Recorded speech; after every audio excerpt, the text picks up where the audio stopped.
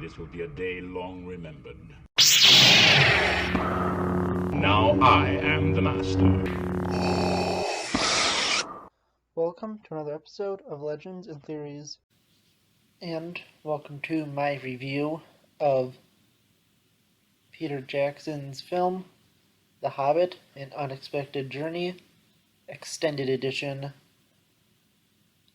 And to say specifically, this is probably the most, I can't think of the word, the most exposition-heavy movie of all of the Lord of the Rings / Hobbit films since, I think, 40 to 50 minutes of this movie take place inside of Bag End, and with them explaining how the quest is going to happen and everything. Although it is still interesting. Checking the runtime of the extended edition, this is 3 hours and 2 minutes long. And, I mean, it's not as crazy as some of the other films are, because taking a look at The Return of the King, including credits, this is nearly 4.5 hours long, so you should probably, if you want to complain about length, this is not the one to that's not one you should complain about. The Hobbit films are a lot shorter, and this also has less time in credits, so it's about 2 hours, I think, 50 minutes long, since it keeps the 10-minute, maybe 15-minute credits the most.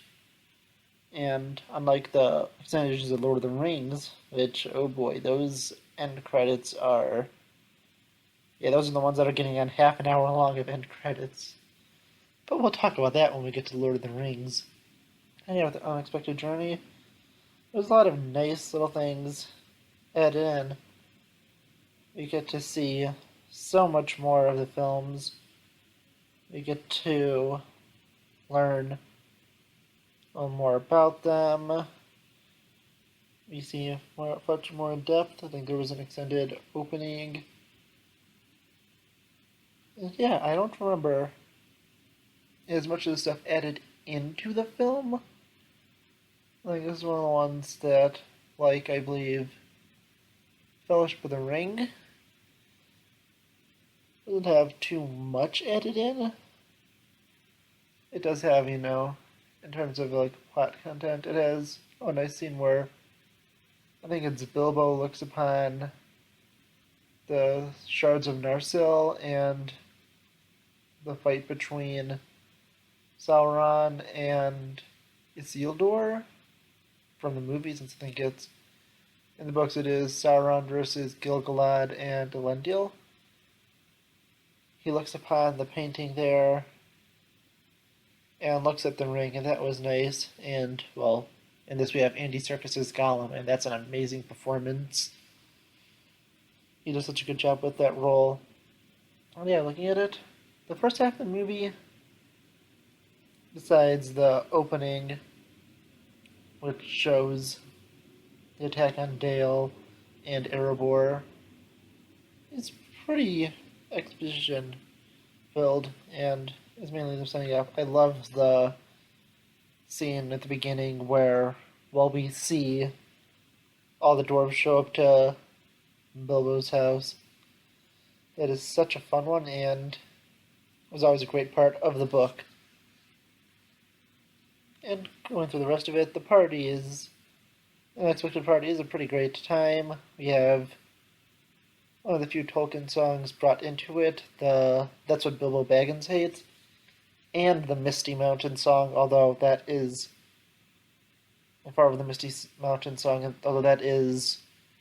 cut down significantly to only a few verses from it. But I still think that it was a very good first half, and continuing on, we have the scenes with the trolls, and that was a pretty interesting set of scenes also. It definitely wasn't,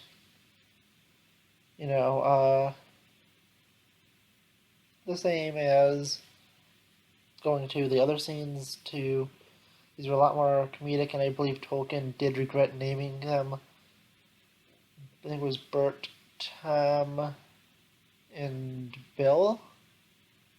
Not sure about Bill. I'm pretty sure about Bert and Tom though, and thought I probably should have given them more fantasy-driven names, and not such generic ones. So it's even characters like Sam have more fantasy names when you went to their full name, Samwise. But yeah, I still think it was an okay executed scene. Radagast was definitely an interesting inclusion. I think that because they couldn't get Viggo Mortensen to do Aragorn in this, that they went and tried to find a second character, and they decided on Radagast. Since they cut him out of his small role in the Fellowship of the Ring, so they put him in here.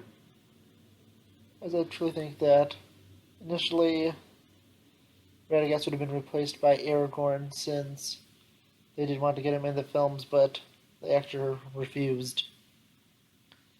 That's just my personal opinion, and I don't really know what other people do think, so I may make a full video discussing all of that.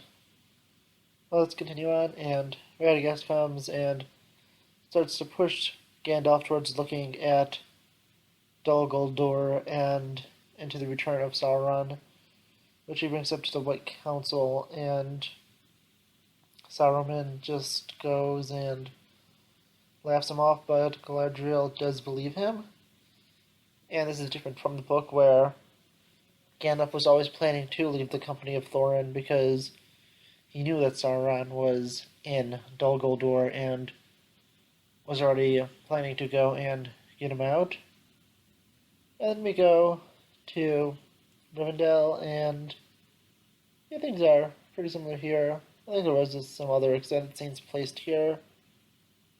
And this has pretty big changes where they leave without Gandalf, and that's what gets them caught by the goblins. But in the book, they are caught by the goblins, with Gandalf being there and Bilbo basically waking up. But also, Bilbo doesn't really even try to return home in that. Although he does miss his home, he never tries to sneak off, and that's a pretty big change. Also, Bilbo is not brought before the Great Goblin. He automatically falls down and confronts Gollum, probably put in there for pacing, and so there wasn't a long sequence without the dwarves in it. Because realistically, they probably could have just done it like that, but given a large gap, and they wanted to time up Bilbo's and the dwarves' escape at the exact same time for the movie, although that did not happen in the book. The dwarves and Gandalf escaped before Bilbo, and he just luckily was able to catch up with them. The riddle game was as fun as it was in the book, although they did, I believe, cut out some of the riddles. And I understand why, but it would have been fun to have them all in the extended edition. And looking at the rest, yeah, we finish up with the attack in the trees, and I kind of wish they kept the song in for the extended edition, since it would have helped with, well, the Bayern scene they added into the Desolation of Smaug. And that would have just been another fun part, because I also loved that scene that they added into the next movie, but I'll talk about that when I get there next week. But yeah, I think that with all this, they did such a good job, and I personally enjoy the Hobbit movies, and this doesn't have, well, the one problem that the other two have, and that's, well, the love story that they just kind of drop in there out of nowhere. But yeah, that's kind of my opinion on it. It's nice to see Bilbo save Thorin, and it was interesting to show and confirm that Smaug was alive and well in this. because it's, although they are hoping that Smaug is dead, they cannot be certain in the book.